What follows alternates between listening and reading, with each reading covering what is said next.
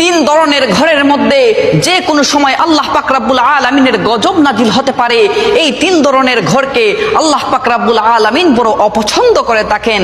এক নাম্বার হচ্ছে যেই ঘরের মধ্যে নারীর আওয়াজ পুরুষের তুলনায় উচ্চ হয়ে থাকে, সেই ঘরের মধ্যে প্রতিদিন 70,000 ফেরেশতা লানত পাঠিয়ে থাকে।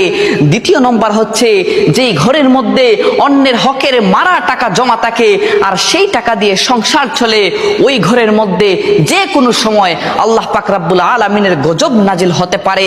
আর তিন নম্বর হচ্ছে হযরত জিবরাইল আলাইহিস সালাম বলেন, যেই ঘরের মানুষরা মেহমান আসলে অখুশি হয়, ওই ঘরের মধ্যে যে কোনো সময় আল্লাহর গজব নাজিল হতে পারে। যদিও নামাজ পড়া হয় ওই ঘরের মধ্যে, ফেরেশতারা সওয়াব লেখেন না, নামাজের সওয়াব লেখেন না। নাউজুবিল্লাহ। আল্লাহ পাক রব্বুল আলামিন এই তিন ধরনের বৈশিষ্ট্য থেকে আমাদেরকে যেন